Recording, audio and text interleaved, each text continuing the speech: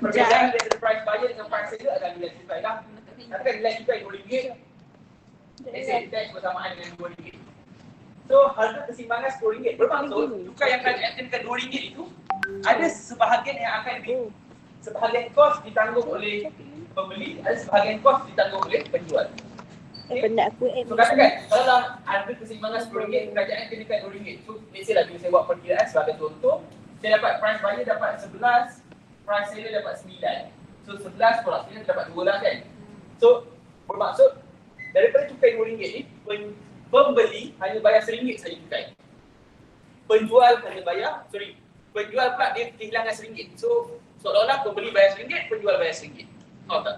Sebab sepatutnya pembeli hanya beli pada harga RM10. Sekarang dia kena beli pada harga RM11. Bermaksud dia dah menampung RM1 daripada cukai tersebut. Penjual pula sepatutnya dia kena dapat RM10 lah kan? Sekarang penjual hanya dapat RM9. So dia dah kehilangan RM1. So penjual pun dah tampung RM1. Pembeli tampung RM1, penjual tampung RM1. So ini adalah contoh apabila beban cukai ditampung secara sama rata. Tetapi adakah setiap keadaan cukai akan ditampung secara sama rata? Tidak. Sewaktu berlaku GST, idea asal kerajaan idea asal kerajaan adalah GST itu untuk dikenakan kepada penjual supaya because penjual banyak yang mengelak cukai, so dikenakan kepada penjual, eventually memberi manfaat kepada ekonomi secara menyeluruh. Tapi perkara tersebut tidak berlaku sebab apa? Sepatutnya penjual tampung sedikit, pembeli tampung sedikit. Tapi dalam GST ataupun SST, kebanyakan jenis cukai, penjual akan pass the burden kepada pengguna, kepada pembeli. So eventually pembeli yang tampung semualah. Okay? Walaupun dalam ekonomi kita ada pembahagian price buyer, price seller, tetapi in real case kesemua cost burden of tax akan dipass kepada pengguna. Sebab apa? Why? Adil? It's not. Tidak adil lah kan sepatutnya. Niat asal kerajaan secara adil, kau tampung perlu, aku tampung perlu. Tapi sekarang tidak berlaku keadilan. Sebab apa penjual pass semua kepada pembeli? Nak untung lah. Sebab apa? Kadang-kadang pada asal dia dah untung RM1,000, dia tak nak selepas cukai untung jatuh tak ni. Lagilah kalau company tu listed kat stock market, dia nak make sure mengekalkan kadar keuntungan yang semakin tinggi lah kan. So that's why dia akan intervene dalam pasaran. Dia akan make sure untung dia at least kekal RM1,000 atau dapat lebih tinggi. Dalam kes GST, untung semakin meningkat lah. Sebab apa? Dia mengenakan lebih tinggi burden kepada pembeli berbanding cukai yang sepatutnya. Eventually, sebablah kadar inflasi agak tinggi lah semasa GST. Disebabkan penjual nak dapat keuntungan yang lebih tinggi dan tak satu menanggung sebarang cukai. So, adakah dalam setiap keadaan pembeli tampung RM1, penjual tampung RM1? Tidak. Dia bergantung kepada kecerunan telur. Sebab apa? Kecerunan telur ini dia menunjukkan kita punya elasticities. Kalaulah penjual itu dia anjal, so apabila kerajaan kenakan cukai, dia hanya tampung sedikit sahaja berbanding pembeli. Okay? So, kalau demand dilakukan oleh buyer lah kan. Pengguna, pembeli. Supply ditawarkan oleh penjual. Producer lah, wholesaler lah. So kalaulah demand ni anjal, permintaan yang anjal, so bila harga dia meningkat, pembeli bebas beralih kepada barangan lain. So beban cukai akan banyak ditanggung oleh penjual. Kalaulah keluk permintaan tak anjal, tapi keluk penjual yang anjal, keluk demand, keluk supply yang anjal, pembeli yang kena tampung lebih besar beban cukai berbanding penjual. Sebab apa? Kalaulah katakanlah kerajaan kenakan cukai ke atas ayam. Ayam ni memanglah kita bebas dia nak beli ayam, tak beli ayam. Tetapi ramai rakyat Malaysia tendensi untuk beli ayam sangat tinggi lah. Walaupun harga ayam meningkat pun mereka akan still beli ayam. So menyebabkan keluk permintaan kurang anjal berbanding keluk penawaran. So apabila harga ayam tinggi, portion cukai yang ditanggung oleh pembeli lebih besar berbanding yang ditanggung oleh penjual. Okay, bolehkah? So now, elasticities. Keanjalan menerangkan siapakah yang menanggung burden of tax. Okay.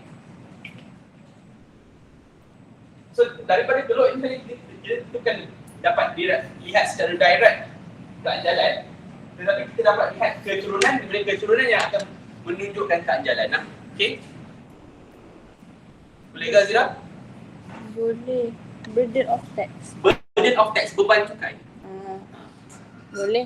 Beban cukai yang tanggung kan. Kalau dah teluk demand lebih anjal berbanding teluk supply, banyak beban cukai akan ditanggung oleh teluk pengeluar. Kalau teluk demand kurang anjal berbanding teluk supply, banyak beban cukai akan ditanggung oleh pembeli. So kita lihat siapakah lebih anjal dia tampung kurang, siapa yang kurang anjal dia tampung lebih beban cukai itulah. Okey. Ada nota tak dalam? Aku lagi. Now kita lihat satu contoh dalam nota. Sedih. Okey. So sampai ada nota boleh lihat slide 30. Ayat tu tinggal. QD bersamaan dengan 150 tolak 25 USD. QS bersamaan dengan 60 tambah 20 PS. QD PS, PS. Okay. Okay, now daripada teluk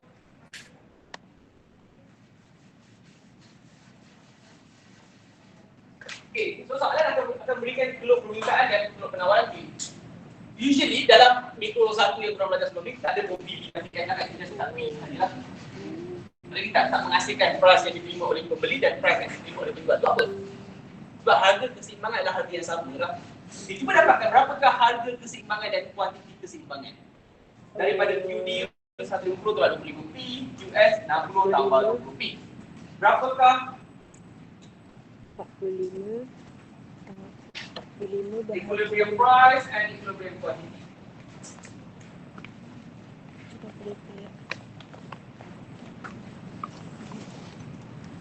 ramai masuk betul.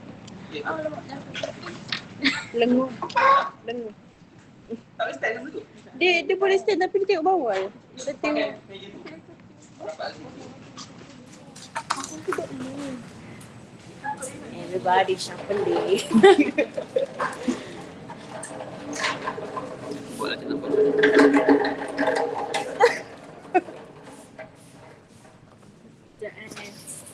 Macam mana nak stand kan dia? Allah lah. Sandar guna tepi tu. Macam ni. Yes. Boleh tak? Doktor jatuh bayar. Ni baru. Kau dapat free kan? Ni iPad. Oh, marah kita. Boleh. Cuba bis. Yang ni tak boleh buat dekat-dekat tu lah. Tak ada. Okay. Jelas je. Apa? Q 100 P. So P bersamaan dengan 2, P price equilibrium, quantity equilibrium bersamaan dengan 100. Okay, maksudnya kita dapat dekat sini 2, dekat sini 100. Nah, kata kerajaan ingin mengenakan cukai sebanyak RM1.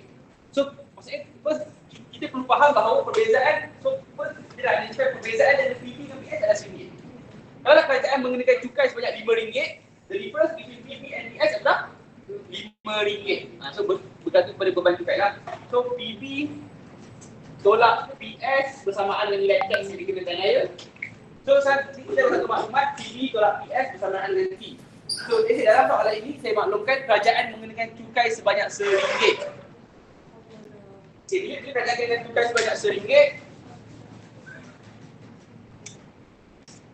PB tolak PS bersamaan dengan 1. Okay, now anda perlu asingkan yang price ni, kita perlu asingkan price kepada pembeli dan price kepada penjual. So dekat teluk permintaan, kita akan letak price kepada pembeli. Dekat teluk penawaran, price kepada penjual. Seller. So kita ada maklumat price buyer bersamaan dengan apa, price seller bersamaan dengan apa. Dan kita ada maklumat berapakah, PB tolak PS bersamaan dengan 1. So sekarang saya perlu substitute kan maklumat ini ke dalam PB ataupun ke dalam PS lah. Either one. Bermaksud, okay, daripada sini saya boleh tulis PB bersamaan dengan 1 tambah PS. Okay, PB bagi PS yang pindah ke sebelah kanan saya. PB bersamaan 1 tambah PS. So maklumat PB ni saya akan masukkan kat sini. So saya akan dapat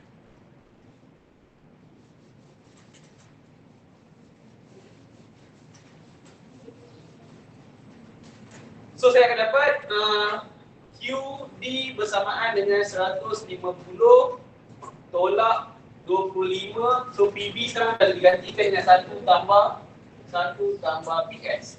So kembangkan QD bersamaan dengan 150 tolak 25 tolak 25 PS. So QD bersamaan dengan 125 tolak 25 PS. So sekarang kat sini dah ada PS, dekat sini pun dah ada PS. So kita boleh buat QD sama dengan QS. Boleh? So kita akan buat QD bersamaan dengan QS. So QD tadi dah dapat ini 125 tolak 25 PS. 125 minus 25 PS bersamaan dengan PS tadi, sorry, QS 60 tambah 20. 60 tambah 20 PS. So 25 tambah 20, sorry, kita pindahkan dapatlah 45 PS bersamaan dengan 65. Kan, baik. So PS bersamaan dengan 45 bagi 65. So 45 PS bersamaan dengan 65. So PS bersamaan dengan 65 bagi 45 adalah 4. Cepat kan? 4. Tak 1.44 lah. Okey, kalau PS bersamaan 1.44, PB berapa? So PB tadi, PB bersamaan dengan 1 tambah PS. So 1 tambah 1.44. 1 tambahkan dengan 1.44. So PB bersamaan dengan 2.44. Yang tu memang formula dia. Mana? PB tolak PS. Ini formula. PB tolak PS akan bersamaan dengan teks. So kita dapat lihat masa dalam rajah tadi, jarak dari PB dengan PS tu bersamaan dengan teks. Boleh ke? Okey. So maknanya kita akan dapat PS bersamaan 1.44, PB bersamaan 2.44. So daripada rajah ini bermaksud saya dah tahu kat sini akan ada satu garisan. Okey, di mana harga ialah blok demand yang blok supply dan demand. Harga pada blok supply adalah PS. So PS dapat jawapan PS bersamaan dengan 1.44 dan PB bersamaan dengan 2.44. So berapakah kuantiti baru ni?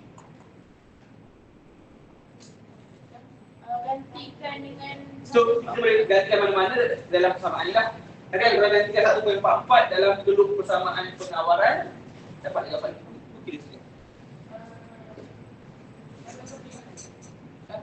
89. Okey. So yang ini adalah sekarang kalau saya recap kembali, kenapa? kena admit. Payah lah. Boleh alihkan kursi sini. Duduk sini pula. Okey. Ini adalah price buyer, ini adalah price seller. So jarak di antara price buyer dengan price seller ni kalau kita buat PB tolak PS dapat satu lah, faham tak? 2.44 tolak 1.44 dapat satu. So bermaksud sekarang, berapakah beban cukai yang ditanggung oleh pembeli?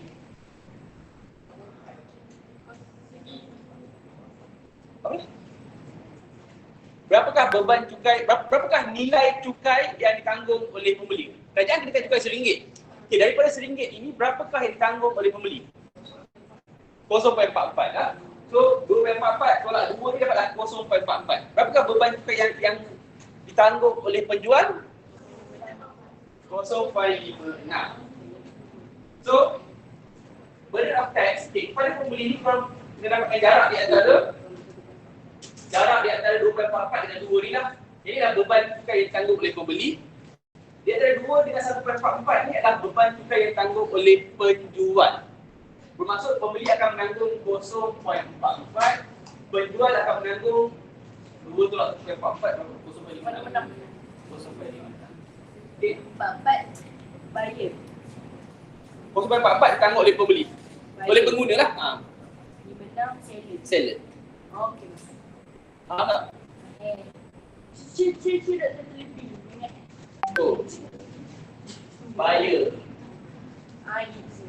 Buyer dan seller. Okey. So dalam keadaan ini pembeli menanggung beban cukai yang lebih sedikit berbanding pengeluar lah. So sebab apa? Kita akan lihat kepada faktor nilai keandalan dalam kecerunan telur. So dalam QD bersamaan 150 tolak 25 PB, berapakah nilai kecerunan telur permintaan? Ni mikro satu lah ya. Okey. Kalau QD bersamaan 150 tolak 25 PB, berapakah nilai kecerunan telur permintaan? 25. Salah. Satu. Oh, kecerunan. Okay guys, Y equals to MX plus C lah kan. So, ada apa korang, kalau korang belajar itu Y equals to C plus MX. So, kebiasaan je kan, M ni adalah kecerunan telur lah kan, kebiasaan je lah. Tetapi kita lihat Y ini adalah paksi Y. Kalau Y adalah memang paksi Y, baru betul lah. So sekarang kuantiti punya paksi bukan dekat sini, kuantiti punya paksi dekat sini. So betul saya nak dapatkan nilai kecerunan. Ini kan? Cari Y dulu. Mana ada Y kat sini? Oh, maksudnya X. Cepat, siapa yang answer? Kita nak dapat nilai kecerunan. Tolong. Satu apa? 1/2. Okey, untuk dapatkan nilai kecerunan, fungsi ini kita tulis semula, price dia letak ke depan. Kuantiti dekat belakang. Barulah dia bersamaan ni, maksudnya price berada dekat paksi Y. Barulah boleh interpret nilai dia sebagai kecerunan lah ya. Selagi anda tak tukar benda tu, tak boleh interpret nilai sebagai kecerunan. Faham? Because this one adalah paksi X adalah kuantiti. This one adalah kuantiti. This one adalah price. Untuk sebuah fungsi kita dapat interpret nilai 25 sebagai kecerunan, kena make sure P dekat depan, Q dekat belakang. Barulah boleh interpret nilai tersebut sebagai kecerunan. Kena dah reorganize balik lah. Kau dapatlah jawapannya. Okey. Boleh ke?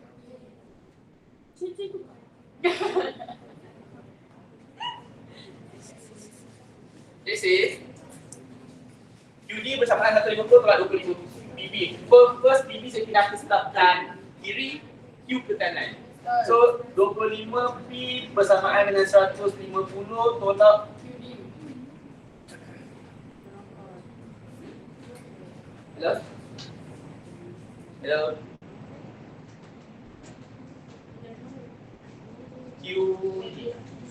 So P bersamaan dengan 150 bahagi 25 tolak 1/25 QD.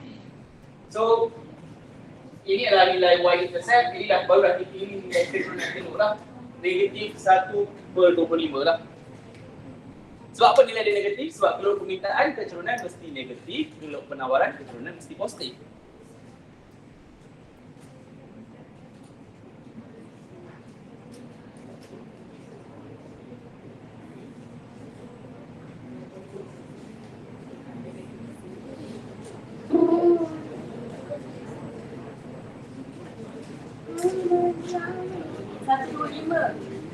Ya? Dah dapat jawapan kan? Tak pula. Okey. So kalau anda nak baca nilai kecerunan perlu terbalikkan dahulu baru boleh baca sebagai kecerunan ya. Jangan kat sini bukan kecerunan lah. Sebab ini adalah kecerunan kalau kita terbalikkan rajah paksi Y dan X barulah boleh sebagai kecerunan. Okay, now kita nak buat exercise. Ada masa lagi kan?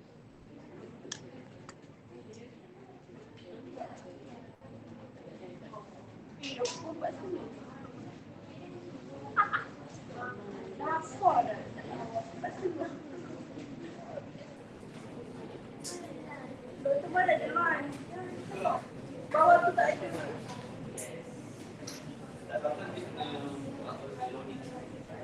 It's okay. So, boleh salin soalan saya? Tak ada. Saya nak ambil gambar. Sekejap. Sekejap. Dia dah.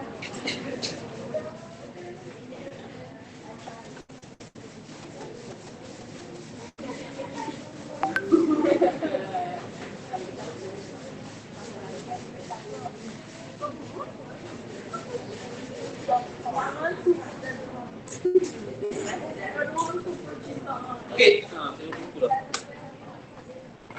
Okay, before kita nak lihat kepada exercise, okay. Selain kerajaan kenakan cukai, kerajaan boleh kenakan subsidi lah. Now katakan kita ada demand and supply, and then ada kurang equilibrium,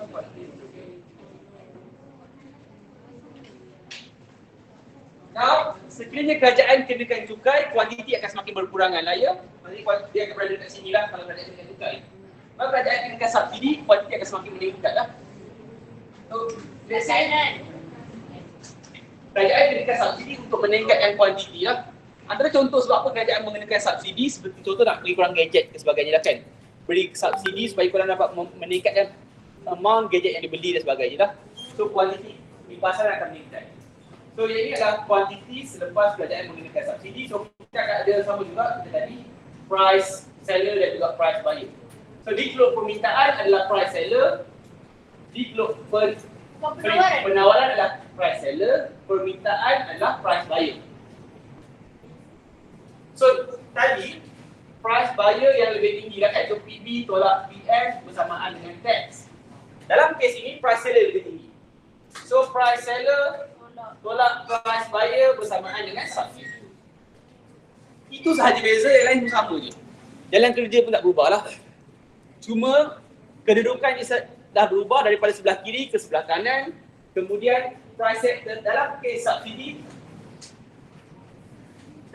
subsidi, price seller lebih tinggi berbanding price equilibrium dan price buyer lebih rendah. Sebagai contoh, katakan pada asalnya harga dekat pasaran adalah RM10, kerajaan bagi subsidi sebanyak RM2 katakan. Bermaksud mungkin price seller akan dapat RM11, buyer akan dapat RM9. So perbezaan dan tadi adalah RM2 lah. Bermaksud katakan sepatutnya apabila seller jual handphone tu dia akan dapat RM1,000, sekarang dia dapat extra RM1 lah, macam tu lah. Faham tak? Extra RM1. Untung. Let's say sebelum ni dia jual pada harga RM10, sekarang dia dapat harga yang dia terima adalah RM11. Dia harga jual RM10 tambah subsidi kerajaan RM1.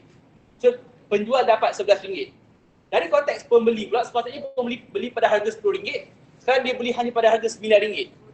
So pembeli dapat untung RM1, penjual dapat untung RM1 lah. Dapat untung kalau dapat higher RM1, pembeli lower RM1. Boleh ke? Okay. So perbezaan antara harga yang diterima oleh seller dan harga yang dibayar oleh pembeli adalah RM2. Yes, bagi contoh sahaja lah ya. So tidak, macam tadi contoh yang saya buat exercise tadi, pembeli hanya tanggung cukai sedikit lah kan berbanding penjual. Dekat dalam kes ini diorang tanggung sama rata, tapi tidak semestinya lah ya. Boleh jadi, katakanlah kerajaan yang cukai RM5 katakan, boleh jadi pembeli yang tanggung pengeluar yang dapat lebih banyak. Dia dapat 8, dia dapat 2, 3. Bermaksud daripada subsidi RM5, penjual akan dapat manfaat sebanyak RM3. Daripada subsidi RM5 itu, pembeli dapat manfaat RM2 sahaja. Boleh? Kalaulah cukai, kita lihat beban cukai lah kan. Kalaulah subsidi, kita lihat berapa manfaat yang diperoleh. Boleh? Dia bukan beban cukai tetapi hanyalah manfaat. Kau seorang ni lelaki ke? Ada beberapa kerat lagi.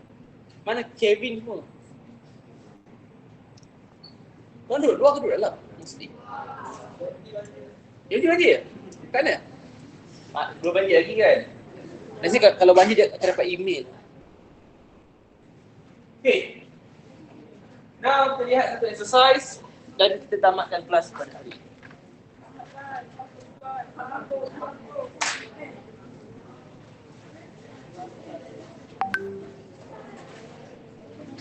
Okey, fungsi permintaan demand bersamaan dengan 10 tolak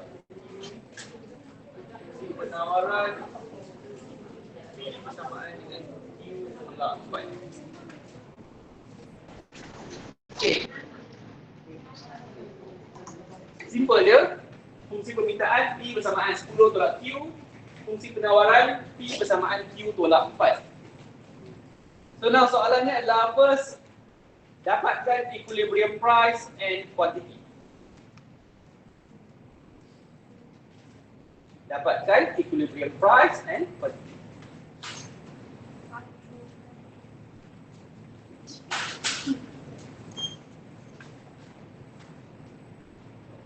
Nampak apa dekat screen pun? Tak nampak benda ni. Saya dah baca dulu. Ya ke? Ambil gambar. Pandai ke sekali. Berapa ramai online ni?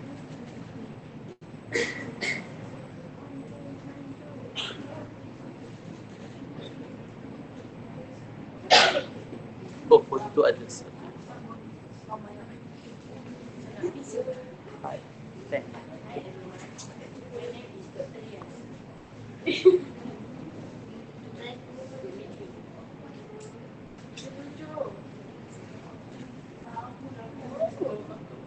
Okay, so berapakah equivalent price?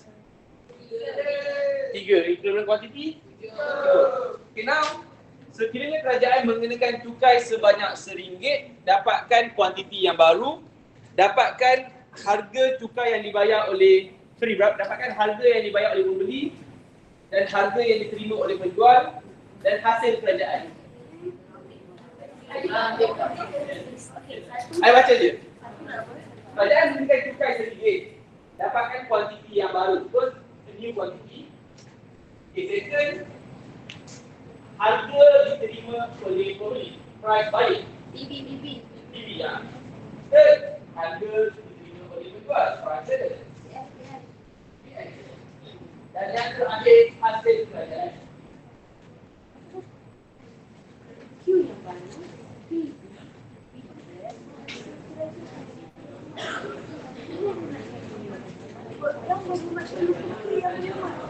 Ya. Tarik balik yang rumah. Saya tak maklum tadi kan? Tak maklum fikir kan? Mana hasil kerajaan?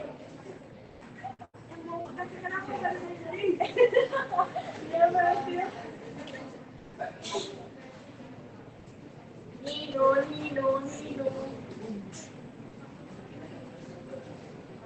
Oh, kita kena tidur lama.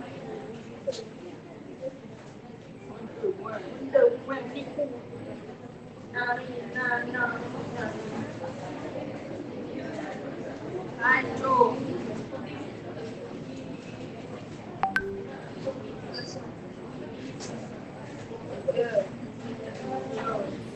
Bila kerajaan kenakan cukai, ini adalah yang bukan.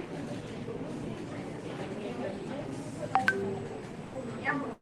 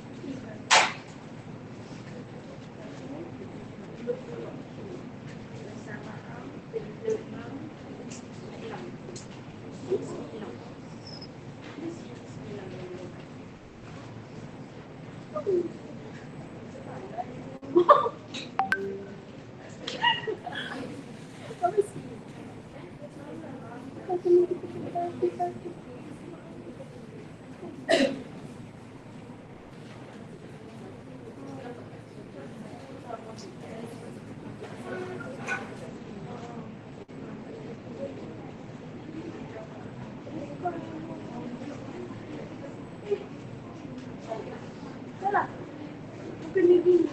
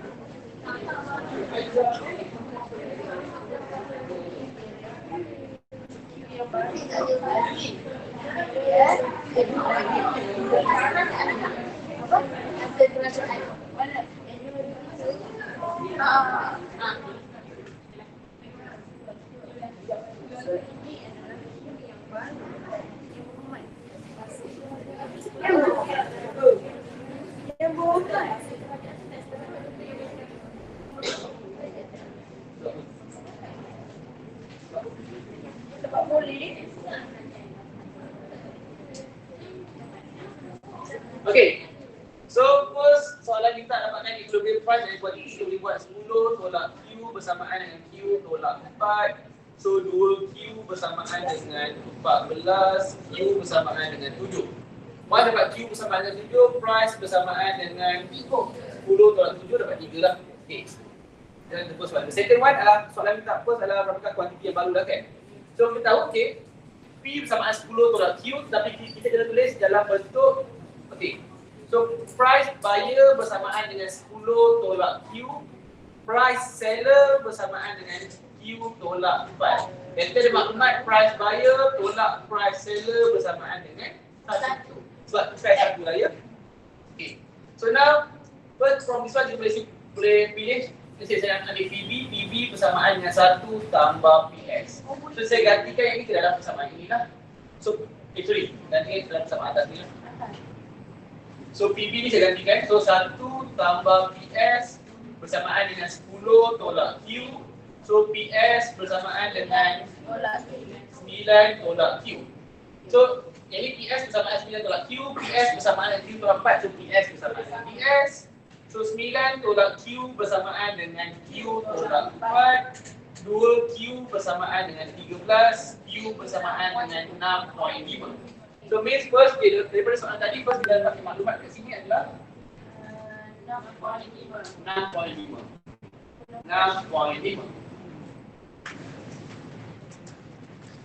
So kesimbangan adalah pada 3, ini 6.5. Okay, ini dah tunjuk. Okay, so berapakah price seller dan price buyer? Okay, Q bersamaan 6.5, kita boleh masukkan dalam ini. 6.5 tolak 4 bersamaan dengan 2.5. Okay, maksudnya 2.5 bawah. sorry. Balik tadi kan? Jadi P, S. Okay, ni adalah 2.5. So kalau saya tak dapat 2.5 tu maksudnya PS bersamaan dengan Q tolak 4. Kita gantikan dengan Q 6.5 dalam ringkas. So PS bersamaan dengan 6.5 tolak 4 dapatlah 2.5. So kita dapatkan PB adalah 1 tambah PS. So tuan dapat PS bersamaan 6.5. PB adalah 1 tambah 6.5 lah dapat 7.5. Okay. Sorry. 2.5. 3.5. Okay. So perbezaan antara PB dengan PS adalah RM1 lah. So now berapakah hasil kepada kerajaan? Okay. Nilai teks RM1 didarabkan kuantiti berapakah yang dibeli dan dijual di pasaran. So 1 darabkan dengan 6.5 dapat luas kawasan ni lah. Boleh? Okay. So 1 darabkan 6.5 adalah 6.5. Now Kalau soalan ni minta, berapakah luas kerugian dalam consumer surplus selepas kerajaan mengenakan cukai? Kawasan manakah kerugian consumer surplus? Okey, pada asalnya ini adalah kawasan consumer surplus yang asal. Lepas dikenakan cukai, pengguna hanya pergi sampai sini lah kan. So inilah kawasan consumer surplus. So kawasan kat sebelah bawah ni adalah kerugian dalam consumer surplus. Okay, saya punya A, B. Nah, untuk pengeluar pada asalnya kawasan producer surplus daripada bawah sampai sini lah terus sekali. Lepas kerajaan kita sampai sini sahaja. So kerugian dalam producer surplus daripada sini sampai sini lah. So inilah C dengan B. So kawasan A ini pada asalnya A dengan B pada asalnya milik pengguna dah kehilangan kawasan tersebut lah. Cuma A ini akan pergi kepada kerajaan. C dan D pada asalnya milik pengeluar dah kehilangan kawasan tersebut. Cuma C akan pergi kepada kerajaan sebagai hasil kepada kerajaan. So berapakah debit loss? B dan D. Boleh? So dalam kes ini pun masih ada debit loss lah kawasan B dan D. Kita boleh calculate aja. Kalau soalan kita akan calculate, kita boleh calculate. Now, sekiranya saya ubah soalan. Tadi kerajaan akan cukai RM1 lah kan? Now, sekiranya kerajaan memberikan subsidi RM1. Sekiranya kerajaan memberikan subsidi RM1, berapakah? Ya, RM1 ke? RM1. Bolehlah. Kerajaan kita subsidi RM1. Berapakah PB, PS, kuantiti yang baru dan kos kepada kerajaan?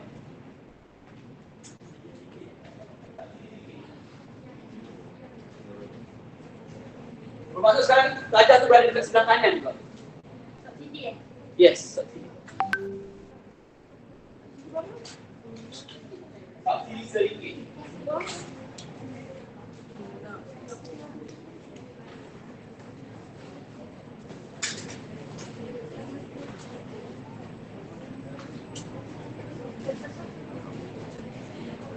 Persamaan yang sama kan doktor? Persamaan yang sama je. So soalan ni kita berapakah pada apabila kerajaan memberikan subsidi RM1, berapakah kuantiti yang baru, PB, PS dan hasil kepada kos kepada kerajaan? Kalau kerajaan diberikan, kerajaan dapat hasil. Kalau kerajaan berikan subsidi, kerajaan ada kos.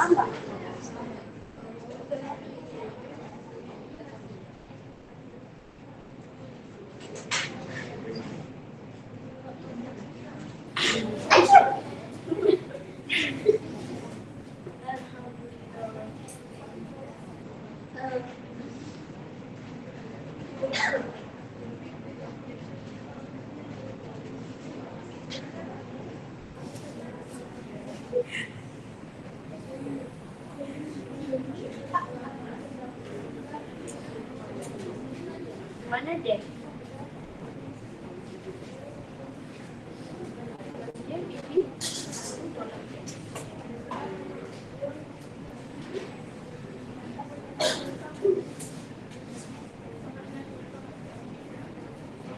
dah. Bagi dia kenapa?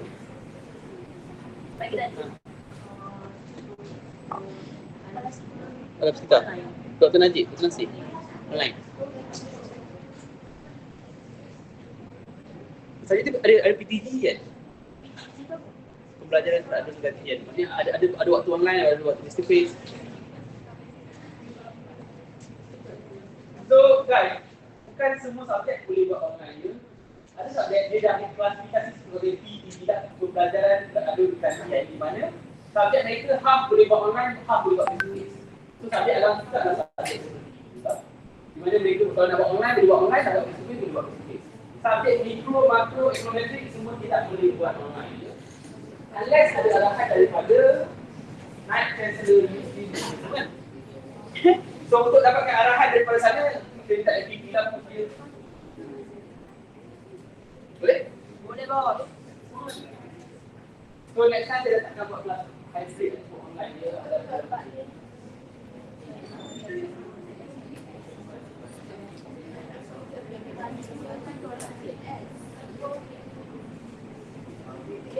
Apa dia? So berapa kelas nilai PTG?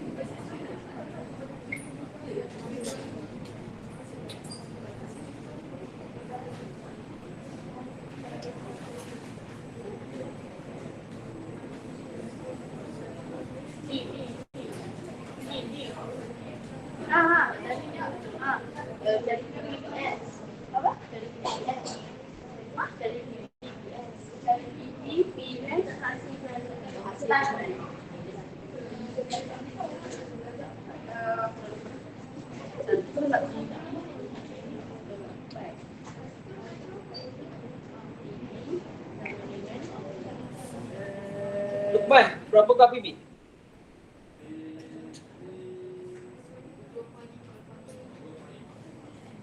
So, now price dia masih sama lagi 3 dan 7 kan? Okay. So, kalau anda buat pengiraan expert, nanti kita buat PB tolak PS sama ada. Kita ubahlah PS tolak PB sama ada.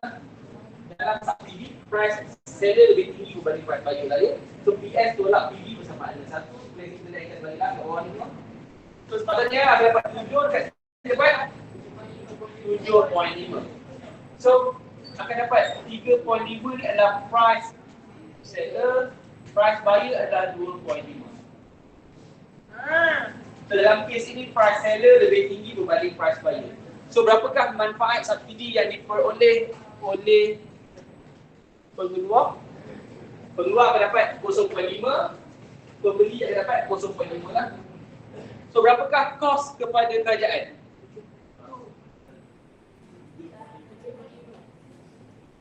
Kalau dapat kos kepada kerajaan, maksudnya kerajaan bagi subsidi RM1, so RM1 dapat kuantiti lah.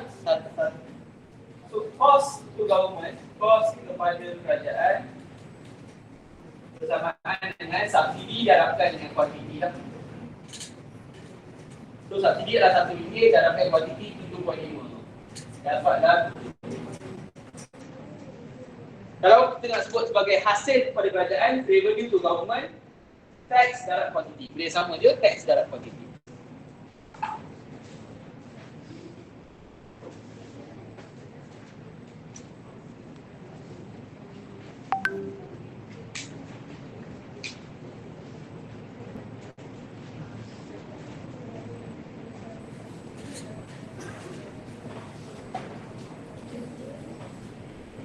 So now, okay. Kalau kita lihat in terms of consumer surplus dan producer surplus, pada asalnya consumer surplus dari sini sampai sini, dia akan meningkat daripada sini sampai sini lah. Okay, consumer akan dapat meningkat sampai kawasan A dan B, dia dapat dari bawah sampai atas. In terms of producer. Pada saat ini adalah kawasan producer first yang akan meningkat sampai atas. Dalam konteks consumer, pada atas sampai sini sahaja, saya akan sampai bawah ni lah. Pada C dengan D tak ada direct loss saja. Kalau kerajaan buat subsidi, tiada direct loss, cuma ada kos kepada kerajaan. Kalau kerajaan buat cukai, akan dapat hasil kepada kerajaan tetapi akan ada direct loss.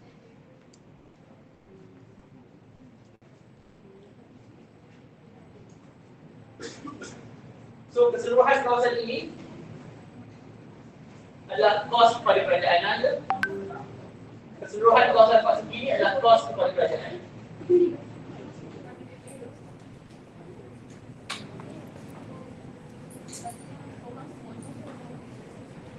Boleh ke?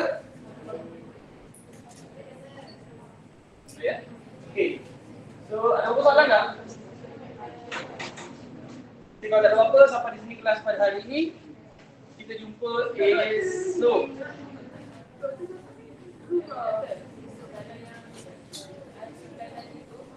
Cukai.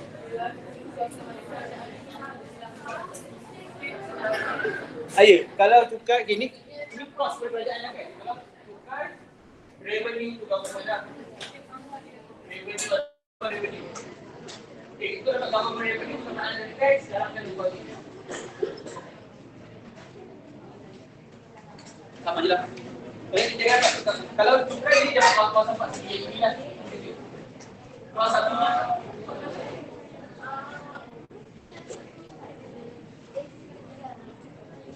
Bye geng, habis bateri aku. Okay, so saya tak dapat buat QR code. Saya akan share secara... Cuba dulu. Sekejap, saya buka.